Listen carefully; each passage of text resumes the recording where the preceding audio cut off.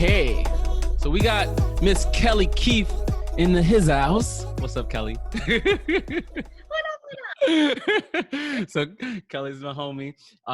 From I guess we met at Inner Glow, like 3 years ago, and so it's kind of cool to see like the interconnections of like networks and how we all are connected. But yeah, you've become a really dear friend of mine over these past few years, and so I'm really excited to have you on this podcast. So thank you for taking the time. Thank you for having me, and thank you for doing this. Yeah, I know. It's kind of crazy. I've been talking about doing. Actually, the funny thing is, the first podcast episode I was ever interviewed on was your podcast, but I don't think you actually ever posted it. But we did a thing like, and it was like, yeah, because at Inner Glow, you were telling me about your podcast, and you're like, hey, yeah, do you want to be on it? I was like, yeah, I'd love to, and I was so nervous, but it was such a great. I felt good afterwards. I was like, oh, I think I could do this thing. So thank you for that opportunity. Yes. So funny. Thank you for bringing that. I remember we went so. Yeah, we went deep too. We went. Oh, that was like our first like real. I think that's what really activated like the depth of our friendship or soul contract, as I've mentioned. Yeah. Like we ended up going into open relationships and betrayal. Yeah, we went deep. All yeah. So wait a minute. So right now you are in Costa Rica. What the heck are you doing in Costa Rica right now? What are you doing over there? I am living. I'm being. I'm serving. I'm listening. I'm really doing like the past week. Now that I've been getting here, I'm really getting into my body more too. Like I've set an intention to like really get like 6-pack like fit goals like right now, like while I'm here, just like as we're hitting these huge changes of the energies. So I'm like tuning to myself, being in nature. I'm currently at a wellness center that is the activator of a intentional community that they're building on beautiful land with a bunch of transformational leaders. So I'm learning from them and contributing. And I'll be here for a bit more, and then I'll probably travel to some other communities. And I'm just kind of in a little bit of a surrender, a mix of like stay structured and flow and create, and then also surrender and build these different, activated communities. That's so beautiful. And I feel like, you've done a really amazing job of surrendering over these past few years, because, I'm just thinking like from, your business and like the shifts there to, I think at one point you were like in France, you felt called to go there, and now you're in Costa Rica, and you're just like kind of flowing into the universe, or like just like what's kind of coming through you. And so how did this come to be? How did you become so comfortable with like just surrendering? And actually and maybe even just give us like what does surrender mean to you, and then and how did you get into that? Ooh, good question, Bill. What does surrender mean to me? It's continuing to evolve, but for me, surrender is the deep listening and the trust of the magnetic pools of my soul. Like really letting myself strip away of the mind and be like, the electromagnetics of Earth and my own electromagnetic field, they know where they meet, like magnets. Where do I need to go to be that space? And so the surrender is trusting the pools, and then I'll understand on the other side. It's just okay, spirit knows, my heart knows what needs to happen, and I'm just along for the ride kind of situation. And so how did you start surrendering? When did you like develop this trust, and I think that's one of the big parts of like surrender, is just like trusting, like, that spirit knows, and that this trusting that pull. Like what allowed you to do that? I guess like the first real big like surrender was when I came to New York. I had received the first download of like healing modalities and got into Reiki. 2 days later, met my Reiki teacher, and that whole story of, how Reiki came to my life. And then I was living down in Princeton at the time, and our lease was coming up, and my roommate Dana and I were both like, okay, we're not staying here. And I was like, what am I going to do? And then it was just like go to New York. And I was like, New York, like, I was kind of like, I'm going to New York. Like, all right, and I was just like, okay. And I was really devoted to studying like Wayne Dyer and Neville Goddard and the law of attraction. This was when I was really getting into the space, because I was activated through Reiki at this time on top of How it. long ago So I was was like, that? all right, that was 2012. Okay. So 8 years ago. Mm-hmm. 8 years ago, I was like getting into the studies of it. And then it was, I guess, 5 years ago. So I was in New York for time. What is time? And like 5 years ago was the New York jump, because I was in New York for 4 years. And now I've been out of New York for the last year. So I was like, all right, I'm going to go to New York. And that was just that's when this time's up. I'm going to go. And this was the first time, maybe not the exact first time, but the first real time that my family's like, what are you going to do there? Where are you going to live? What's going to be your job? And I said, I don't know yet. I don't know. All I know is I'm going to New York. But you better believe by the time I got to New York, I had somewhere to live. And I had booked my job working as a motivational speaker for a nonprofit in the New Jersey and New York school districts. And so I got there, and then the journey evolved. And we wouldn't be here in this conversation if I hadn't gone to New York. All of the soul family that I met and who I became during that time would have never happened if I didn't go to New York. So it's just all right, now we're here. Now what? So yeah, I'd say I want to backtrack a little bit. So like, you were talking about like you were getting into like Wayne Dyer and law of attraction and like really studying that. You said 8 years ago. Was that 8 years ago, or was it 5 years ago? Yeah. 8 years. And Yeah. so I was. what got you into that? Like what was, because I'm just trying to, I'm very curious, who was Kelly and what was your life like before you got into this world, and what was the catalyst that had you start to like dive into that? Cool. Fun exploration. My I guess my weight loss journey in college really kind of started to bring me more into the mindfulness of everything. Like I was always weird. I was always super like comical and like the clown and kind of playful and lighthearted. And I was always very deep. Like my sister, my family always said, you're way too sensitive and you're way too deep.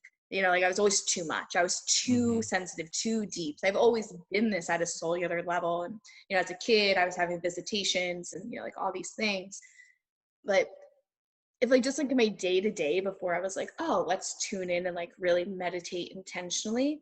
I was super deep, super sensitive, just love to listen, an overgiver, a dancer, super into just like hip hop and doing the things, going to school and, all the things. Really took on everyone's emotions and not knowing how to process. So I was also very active in the world, but I was also always eating to just try to ground myself and bring some sense of control and comfort to my world. So when I was in college, I had a light switch moment at the end of freshman year. And I don't remember the exact aha moment of that one, but something clicked where I was just like, oh, I can choose to not be this and live this way. And from that light switch, that entire summer going into sophomore year of college, I ate fruits, vegetables, grilled chicken, Special K, and worked out every day. Like my cheat meal for that entire summer, I was working at Houlihan's as a server during that summer, was a buffalo chicken salad. And that was it. And like my will was like something like the fire of the will just, and then like that brought me into getting more into yoga, brought me into meditation, and it just continued to unfold from there. So it was really a journey back into the body for me. Ooh, I love that. It's so cool. And yeah, and it sounds like right now you're at a phase where you're going back into your body, dropping in. You're kind of like on that same, like at a different place, obviously, but like you're kind of going through like a similar experience, but like at a different stage in your life. And so, were you just like, did you just feel called to do that? Like, was there an impetus, or was it just kind of like, hey, yeah, like what was that about for you? Yeah, it was like, I really don't know the light switch moment of that. I mean, I Mm. guess just during freshman year, like everyone I was around, like my main crew, Well, I mean, people like were just now, naturally running. We are just like, because you're in oh, Costa Rica, so kind of now, doing yeah, I similar. can, Yeah. yeah. So I become super aware of there's an experience of there's still a core wound Mm-hmm. that it's sexual trauma and just like childhood stuff that's still lingering in there. And as I've grown and evolved, been able to see that there's times I'm still trying to leave my body. And so it's at those times of certain peaks of my fitness or being in like the movements and things where it's just like, you're not running, go deeper. And so it's really, I'm in this process of like, one, optimizing my physical body so I can, these light codes that are coming in, to be able to channel them and anchor them and activate those who are coming through for the academy, Mm-hmm. while also still making sure I'm doing my work. My inner work still needs to be getting done with the utmost integrity and like owning it. And so with setting my focus on like, no, we're going in, we're optimizing the body because we're going to bring this wound out and clear it once and for all, to keep it really real. Yeah. Wow. Thank you for sharing that. Whew. Yeah. That's some deep stuff right there. Um, do Yeah.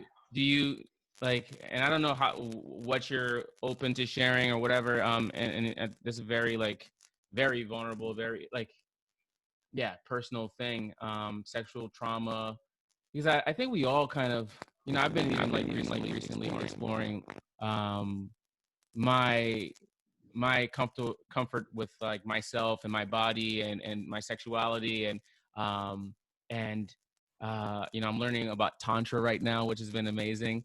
And it's just like a lot of different conscious breathing methods and ways to like and movement, and then I haven't really gone into like the sexual aspect of it yet, but just yeah, just feeling your body and getting in touch with it and seeing like the different blockages, even like, there was this one exercise we were talking about doing, like creating these sort of sounds, like that hit like the different chakras in your body. And like, I think the your root chakra is kind of like ooh, like kind of like goose, but like, so like the o and goose, like ooh, and it's supposed to like activate that. And then for your heart it's like ah. And then like for your like your crown chakra slash your third eye, your it's kind of like E, like kind of like higher pitch, and so it's like low to high. And so that's been really interesting, kind of doing that and working with that and seeing like what my comfort is with my body and sexuality and all of that. And so what's been your sort of journey with like uncovering those, you know, traumas, or just like becoming comfortable with your body and your, I guess, sexuality, for lack of a better word. Sure, yeah. Totally. Yeah. I'd like to say, um, the journey of being my absolute best friend to my sensuality and my sexuality. You know, like, and like right now it's really more like the sensuality. Like I've just been growing, like it's just like to just like in the morning to just like sensually touch my body and to just like move a sensual touch. You know, it's just like it's love. It's just that affectionate intimacy with self has been so much of the journey. Um, and I'm finding like, one, Scorpio season was not playing this year. Like everyone's doing the work right now. And like the shadows are here to play. Like we don't have time. This isn't a drill. Like we're on the Great Awakening right now. And I'm feeling that part of my journey is to start to share more of these pieces. Like if I can't be vulnerable and keep it real, then how do I expect others to be vulnerable and keep it real with me? And that's what I desire, you know? And so I don't have anything to hide. Like, yeah, like I've endured sexual trauma. Yeah, I'm still healing shit. That means I'm a good healer and a good teacher because I'm doing my work, you know? Um, it's the journey's really been a lot of tantra. I love tantra. With myself, I've had amazing tantric partners, and just when being able to come into, you know, an intimate container with someone, and it really being a space of consciously knowing that we're merging and there's a union happening, and being able to open to these other dimensions, it's incredible. It's had times where it's triggered a lot and saw how much unresolved stuff I have going on, where like I've had to like, where it's like, whoa, let's just move back to self practice for a while. And it's always that space. And it's interesting where I find like conscious sex ed is becoming more of a thing. It's funny. I was doing a Reiki training yesterday, and it's become a part of level 1 that we talk about. Where I said, I was like, I've been kind of playfully thinking about doing like a conscious sex ed like class, and they're like, oh my God, please do. Like, this is gold right now. It's like, we don't realize as a society as a whole the concept of the alchemical process that's happening every time we are all coming together and we're meeting, especially when we merge. Like, as women in particular, as we're doing the work, we can expedite the process a bit, but every time we receive a man in us and we have that merge, we're carrying their thoughts, their beliefs, and their energy within our field for about 7 years. And so there's like that process of like merging with that, you know, like there's so much, it's powerful. Like, is it the same the other way around? Like, there's a merging, but not as much. There's a merge, you know, where like there's a you know, bringing together. There's also the whomever is arriving who is having a higher frequency.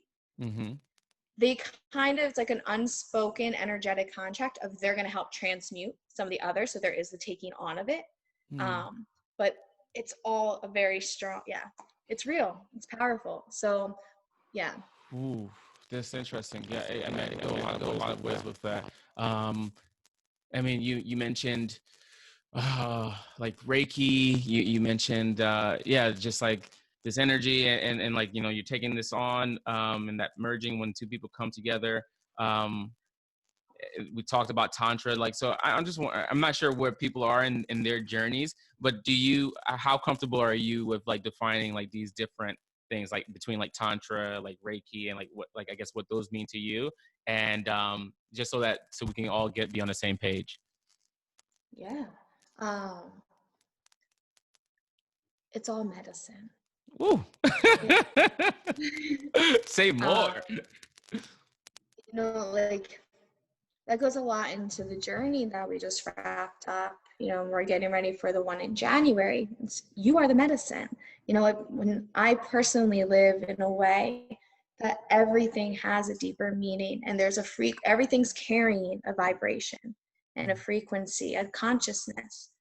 And so we can work with everything that's around in these different tools and modalities that resonates with our soul or we're curious about, you know, and like we can lean into the curiosity, because there's some form of medicine that's going to be there to help bring us more into our soul resonance, to elevate us more into the timeline that is our destiny frequency. So, you know, we can work with Reiki, we can work with Kundalini yoga, we can work with tantra, we can work with plant medicine, we can work with just going for a walk, like meditations, all these things. They're same but different. You know, in the grand scheme of things, it's how do we stir the Kundalini energy that rests at the base of the spine? How do we open the heart space so we can allow the lower chakras and the upper chakras to all work together to remember that we are literally heaven on earth. We are literally just these beautiful beings that are channeling the celestial energies coming through us and allowing it to go through our feet and kiss this beautiful Mother Earth and be heaven on earth at this time. Is all how I see it coming through. Thank you for sharing that. And I'm not gonna lie, like right now, I've been feeling a little off, and as we're like talking, and I'm feeling myself like not as present as I'd like to be, and or maybe not as like overflowing with energy, like, and I feel like a little really calm, which I'm trying not to make it wrong. I'm trying to be okay with that, but you know, you're saying like, hey, like we're literally heaven on earth, and just like allowing that energy to flow. I'm wondering, like, you know, what's going on? Like, how do you identify like where those blockages are? You know, like when the energy is not flowing. Like, do you have like some type of method of doing that? Yeah, there's one. I also, after I answer this, do you want to do a quick clearing together? And we can actually, like, let's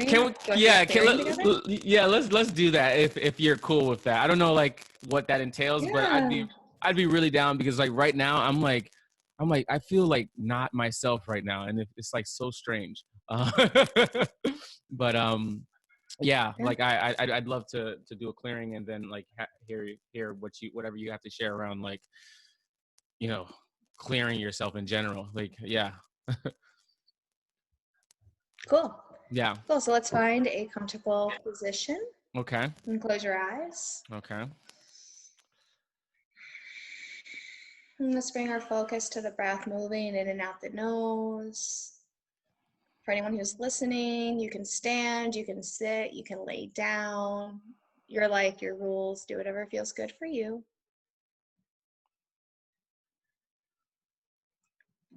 Bringing our focus to the breath, the sound of the breath moving in and out the nose through the center line of the body.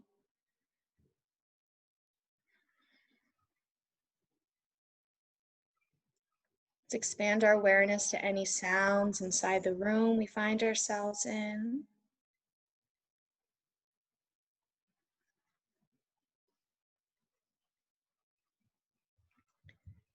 Expanding our awareness to any sounds outside of the room.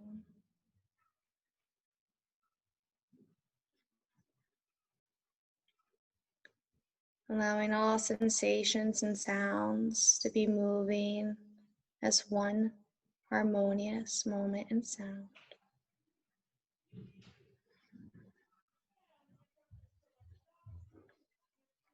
With our next breath, I invite us to bring our awareness to the soft white light, softly rotating a few inches above the head.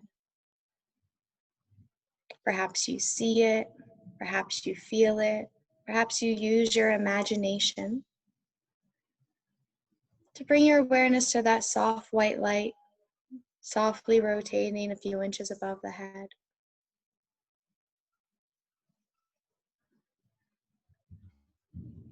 And as we continue to breathe, we allow this white light to begin to move down, down, down,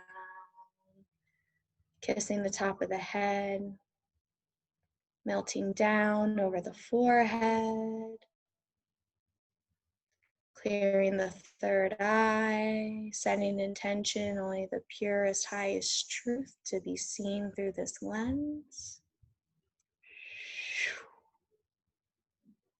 White light moving down, down, down through the face, the throat,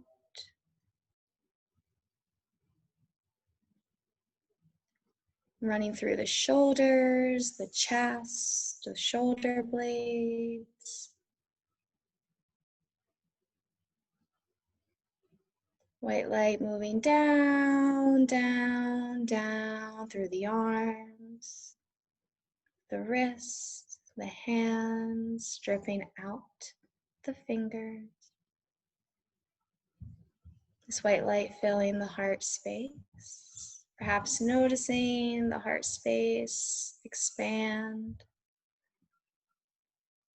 White light moving down through the belly, filling all the organs, kissing the pelvic floor, the hips. Continuing to flow down, down, down the legs, the knees, the shins, the calves. Feeling the feet out the toes.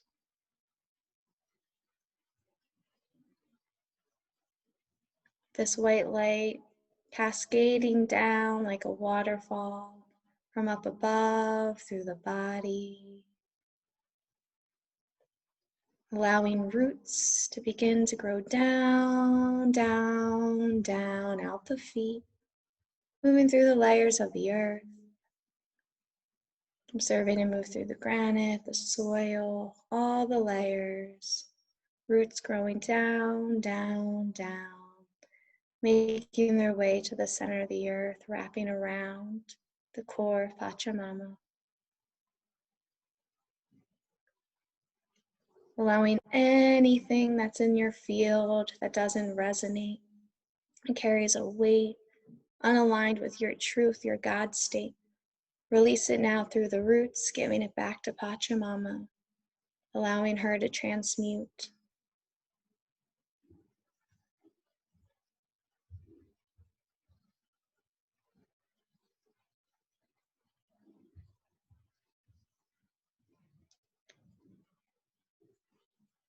Bringing your awareness to the golden magma from the core of the earth, filling up the roots, through the layers, replenishing the body through the feet, up the legs with this liquid gold magma, moving up through the hips, the belly, illuminating the heart space with this golden ray, filling the arms, the hands, filling the throat,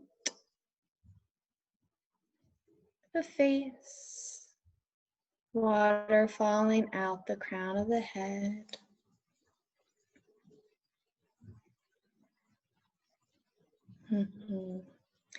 Letting the roots of the core of the earth unravel, making their way up,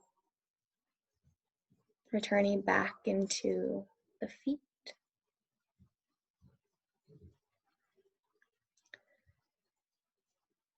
Maintaining this field,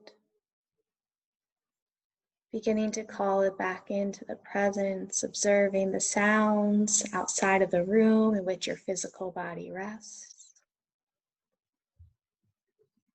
Bringing your awareness to the sounds inside the room in which your physical body rests.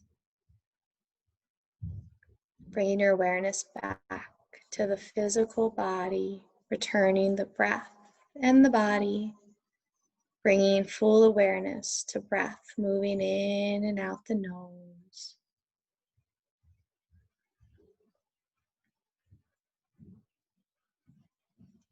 As you're ready, inviting small, subtle movements into the body and returning back to the space.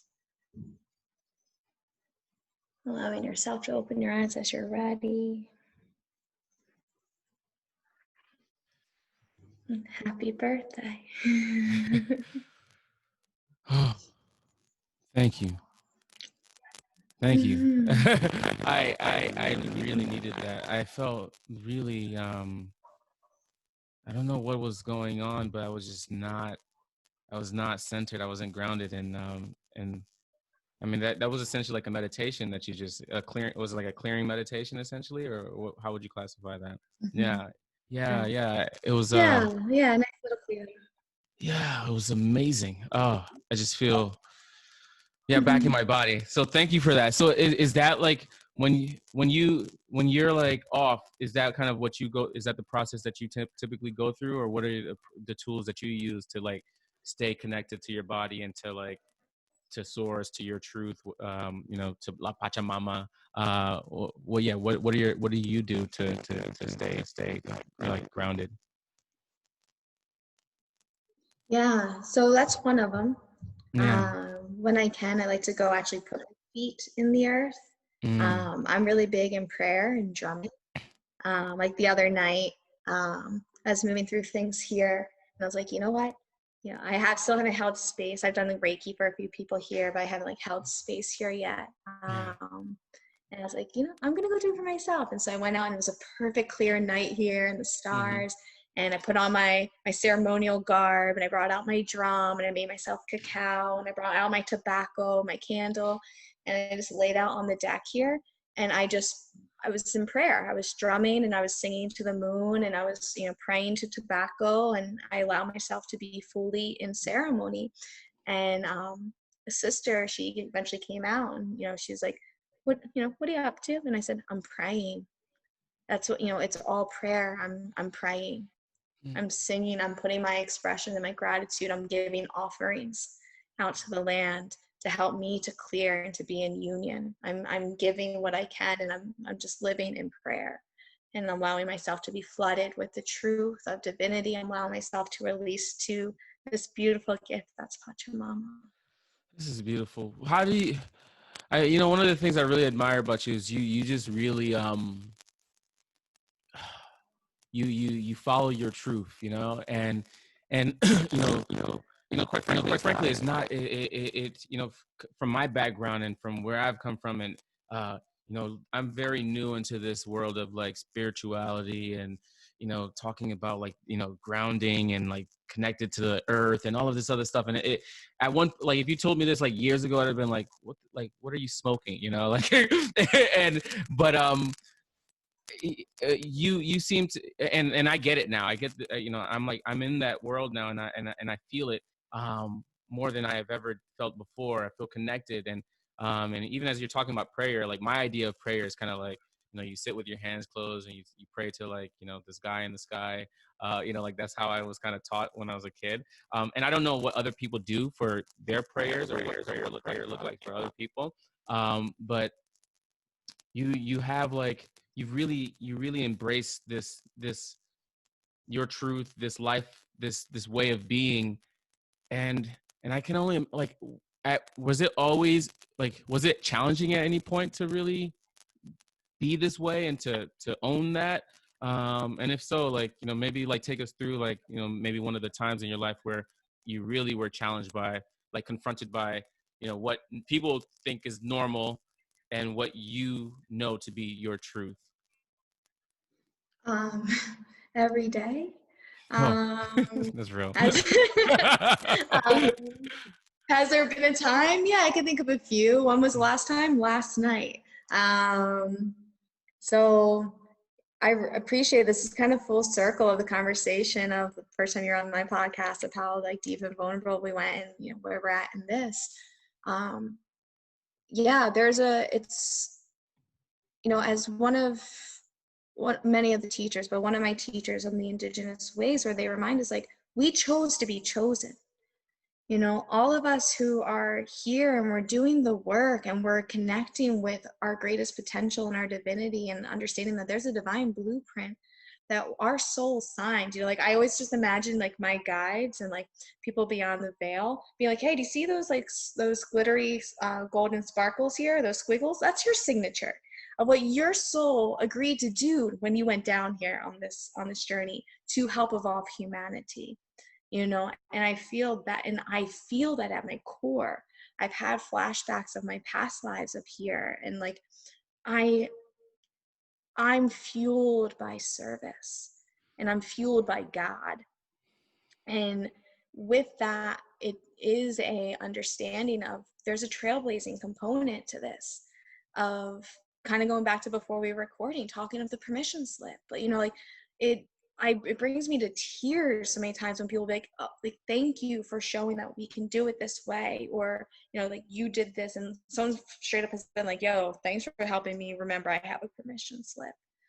You know, and so it comes with a lot of times feeling kind of alone. It definitely, there's times where I still stop and be like, do we curse on this podcast? What's the censorship Yeah. rules? No, yeah, you can curse as much as you want. like, like, am I fucking crazy? You know, like, I still go through all of these things, you know, where we're landing in Costa Rica. There's those times of I'm in faith, but it doesn't stop the human component of me that wants to get in the way and be like, but why am I here? And then I tune in, I listen, they say, just wait, patience, dear one, keep going. You know, like, it's those spaces of that. And I come from a family where they're pretty evolved, where they're open-minded and they're loving. And, you know, my mom has witnessed both of my grandmothers transcend their bodies at their deaths. So, like, they get to a certain extent, but I'm too much to them.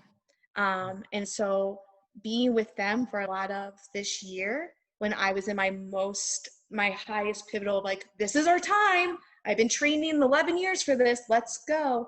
And they're like, hey, are you ever, like, literally the question would be like, are you ever going to come back and live the way that everyone else does? And I would giggle where I'm like, everybody else. You're like, and I said, maybe, I don't know, you know, but there's still those spaces where I'll be really vulnerable. And for people who are listening, like, the dynamics of our given family is fucking tough. As, you know, the more we embrace our truth, and not for everyone, but it's a lot of dynamic of the karmic contracts that we sign there, and blazing this way of being like, everyone is here to evolve and keep going. And sometimes when we evolve past those who have birthed us or have an expectation of what success is or what we're here to be or who we're supposed to be, especially when, you know, people are questioning, is this, you know, there's a lot of the expectations not being met. It takes a lot of tenacity. It takes a lot of strength to just say, we're going to have to agree to disagree. And I'm going to go do me and do it. You know, like real time right now, I'm in a really interesting space with my family where I just took this step, where it's a lot of my heart work and the core wounds I'm working on. But I know the Heartspace centers that are here to be. I know the New Earth School of these kids that are going to need us for these next generations to come. And my commitment to God and to my divine blueprint, that has to take priority. And I know God always provides. And so that's what really kind of keeps me going through. But yes, there are times that it's challenging all the time. Yeah. Ooh. I felt everything you said just now. Like my skin is just like goosebumps. Man, man.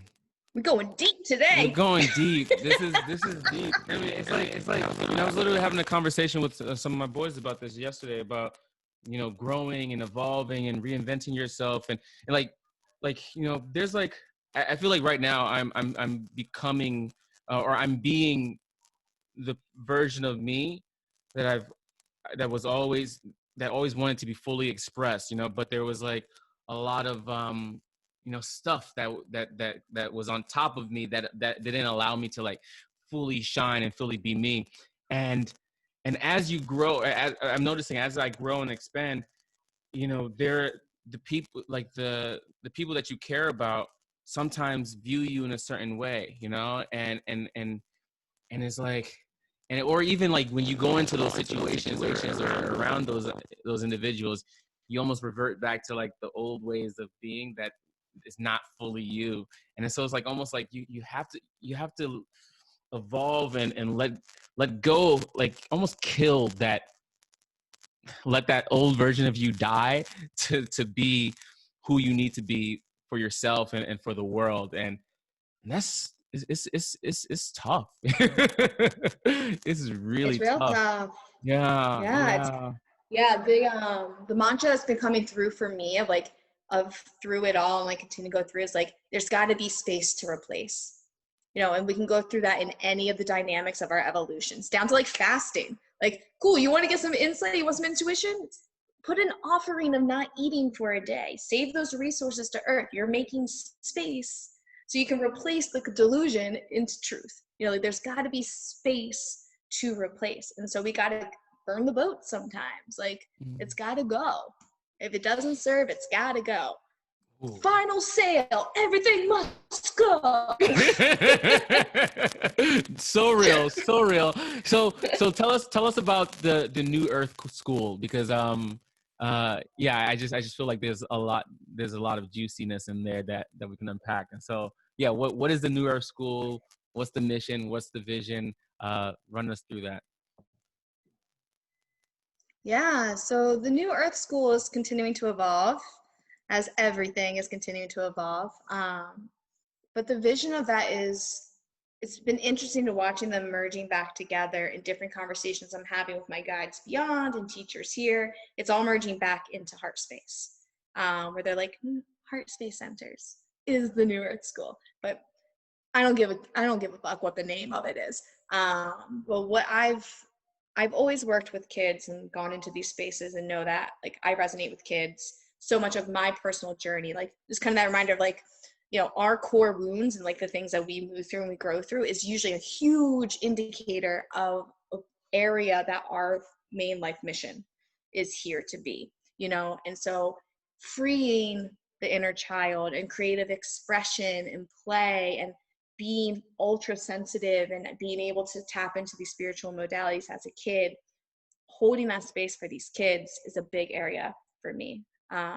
Dialing in more specific, just for anyone who works in the foster care system at all, please reach out. Let's connect and find a way that I can help serve our youth more and more.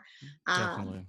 But I sat with the question, because the power of our answers is the result of the strength of our questions. I sat with the question earlier this year of, what does education need to look like in the new world in order for our kids to not only survive, but thrive, fully aligned and connected to their magic?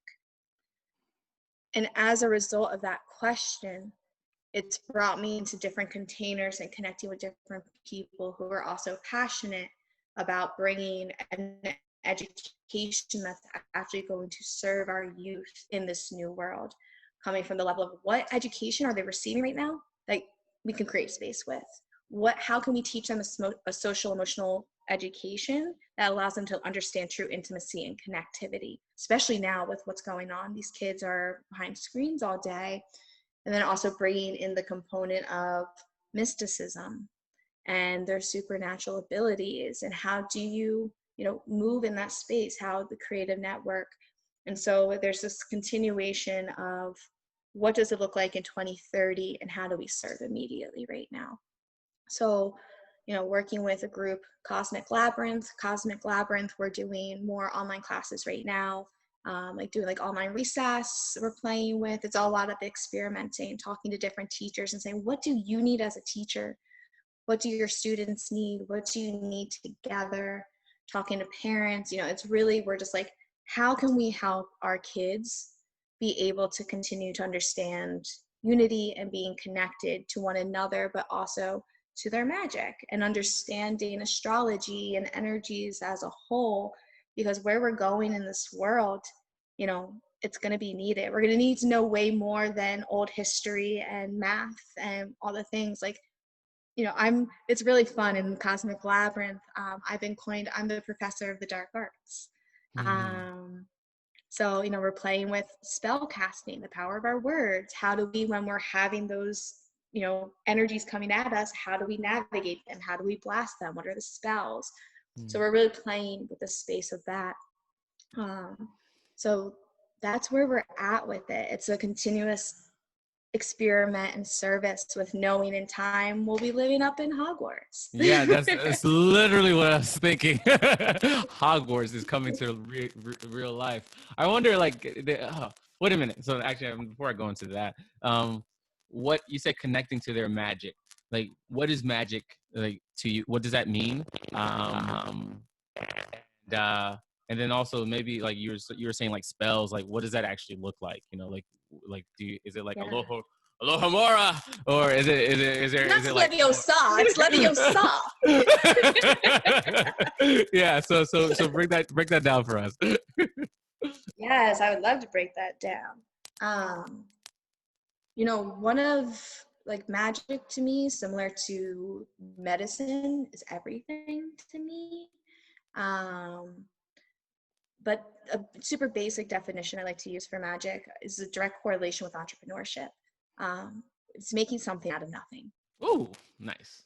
It's, that's what magic is. It's taking something that wasn't there and now working with knowing the powers, or knowing or not knowing, but it's way more fun when we know and we work with it, taking the powers, the elemental forces outside of us and within us, using the understandings of frequency and vibration and manipulations of things. We want to go avatar on stuff, and crafting a new reality that will then make manifest.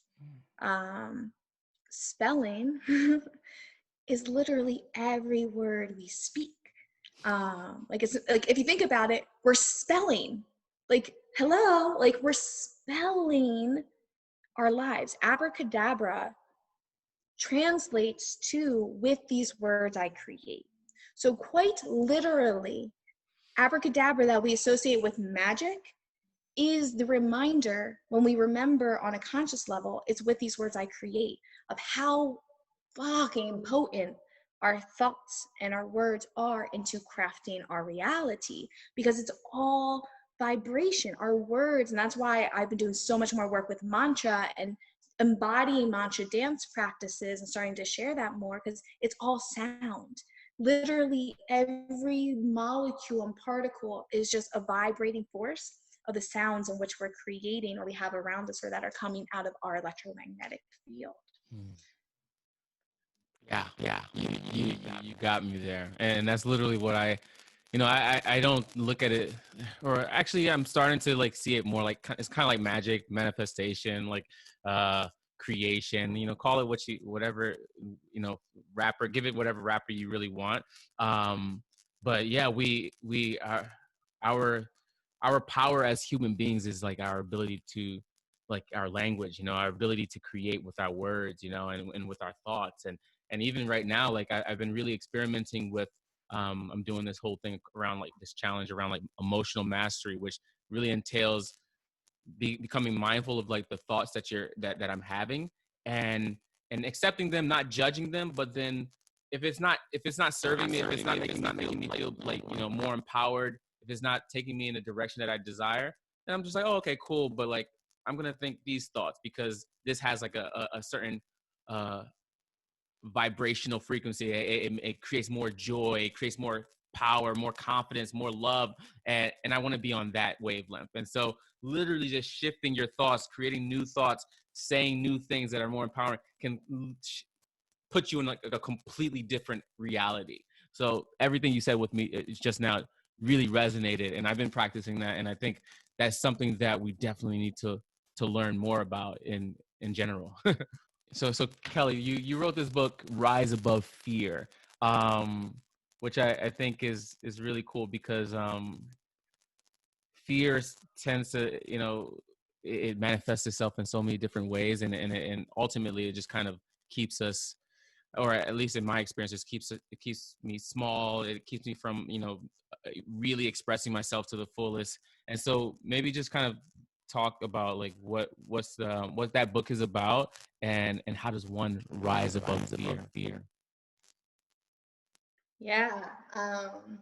Fear, as a wise teacher said to me once, I've seen it popped up around like other places, so I can't really point it to her, but we'll name drop Erica Brown because, one of the Reiki principles, honor teachers.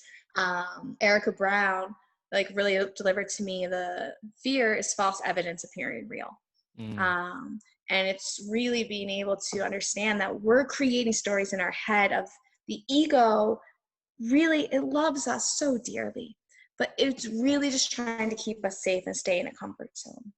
And so when we're growing and we're expanding and we're going to these new places, the mind will do so much to try to explain to us as to why we shouldn't move into something, or create all these stories and this what how of fear, to keep us just safe, because it's okay here, we're good here, everything will be wonderful. But on the other side of the fear is a new experience, a new growth, new going. So in Rise Above Fear, it's actually a channeled piece that like came through, and it was written in like a week, where it was just like, okay, done, which is really fun. Horace and I we were tight there. We were working. It was also like during the time where I was doing a lot of like Egyptian past life stuff, and so I was like super tied into all that between Isis and Horus during that summer. Whew. But So they're like Egyptian gods, by the way, Horus and Isis, or what are they? Yeah.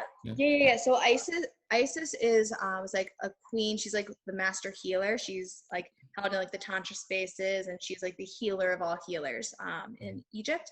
And Horus is associated with the figure of like the bird head, if you like are ever looking at like old Egyptian things of the bird head. Yeah. And Horus is an all-knowing, and he was known for his writing. He's the birther of knowledge, of wisdom coming through, and he carries an energy of writing.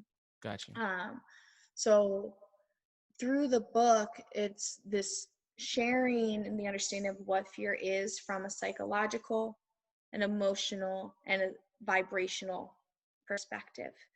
And so we can understand what's happening there, because just like in a relationship with a person, once we can have a deeper understanding of how they work or why they do the things they do, we can have a better sense of compassion for them and work with them and figure out how to, okay, we can make this work. I get how you work. That's your quirk, but so we can just, I love you, so we'll make it work, and we can figure something out. We'll compromise, So it's this journey of understanding what fear is and understand what it's doing in our own body. So that way we can then meet it and we can do a dance. We can become more friendly with it and evolve through it. Because essentially what fear, all fear is, it's like a little annoying kid who just wants attention, who loves you, is just like, please don't go, and I love you. And so, like, you're not listening. So then it starts like poking you.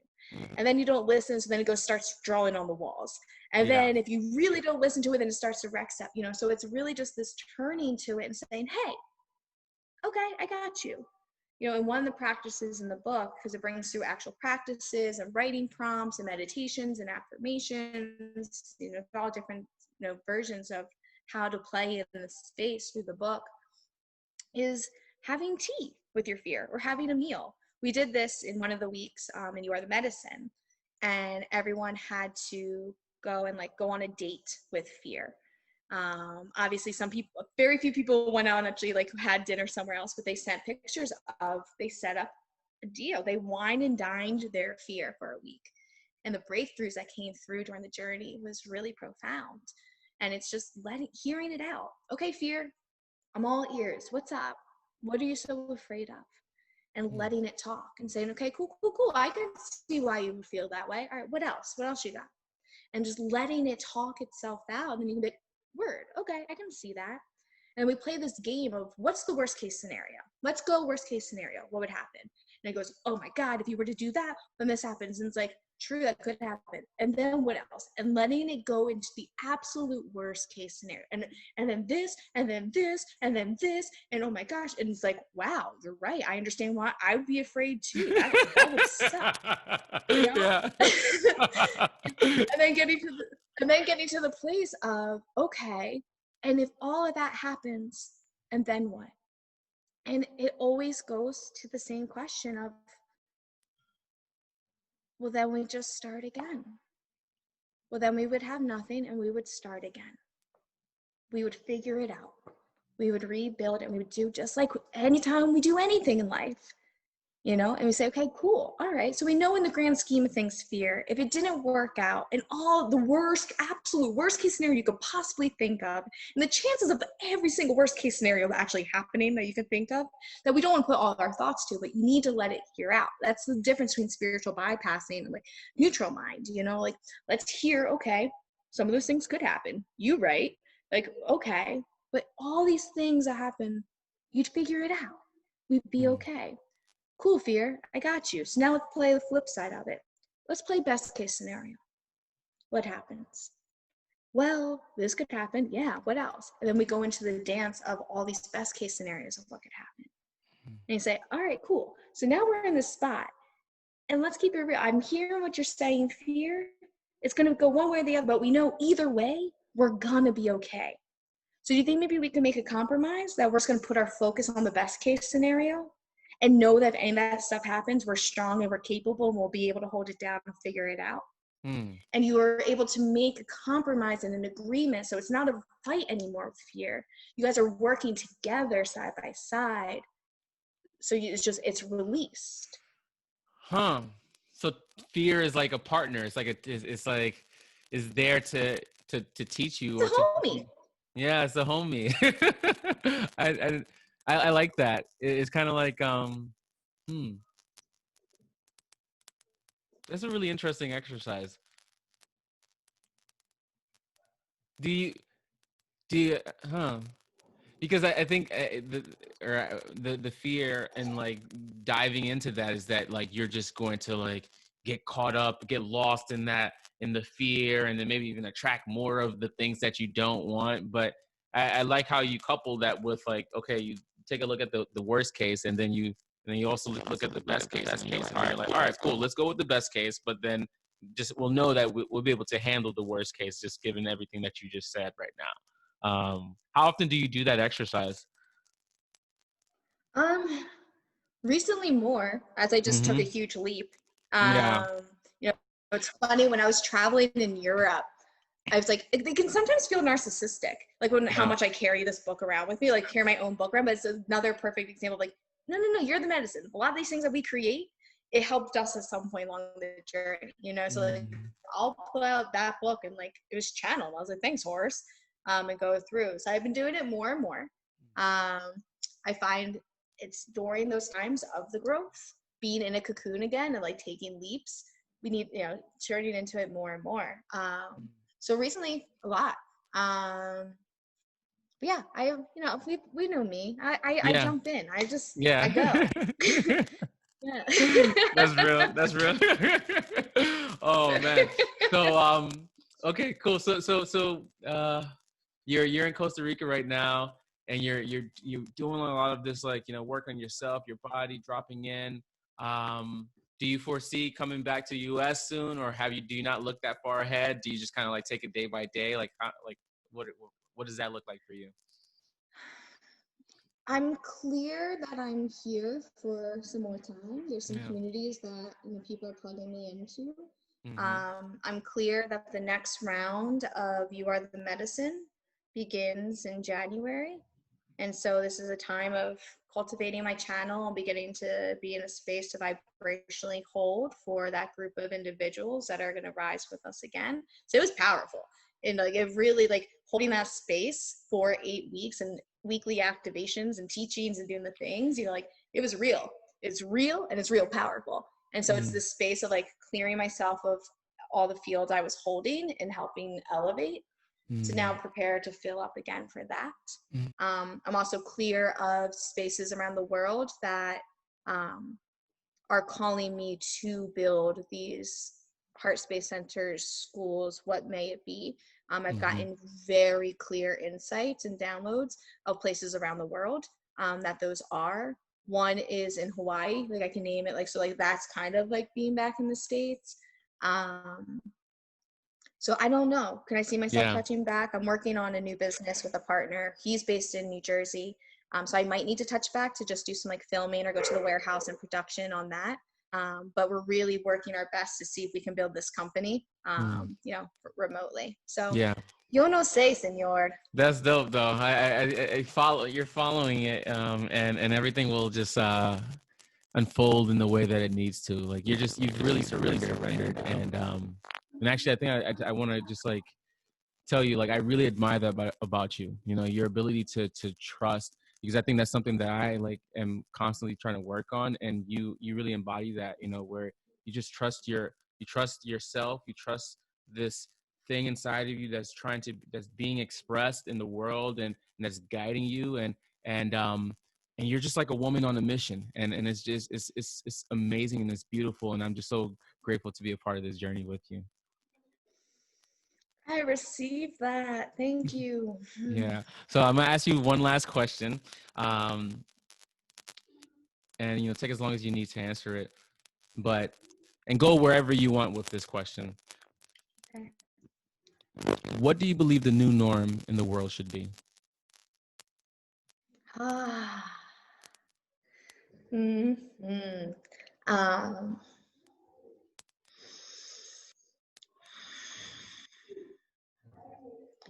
I look forward to the day in which everyone is living their fullest expression, full freedom with no oppression for any being, feeling comfortable to be in full connection with their God state, where everyone is supporting one another without question, showing up vulnerable and loving and understanding,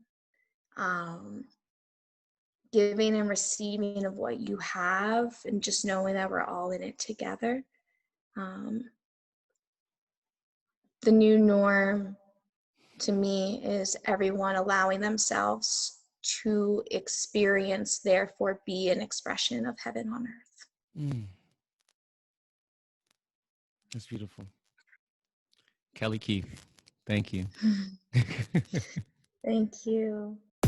Hey there, I hope you really enjoyed today's podcast episode. As you know, at New Norm Club, we really believe in the Ubuntu philosophy, which basically means I am because we are.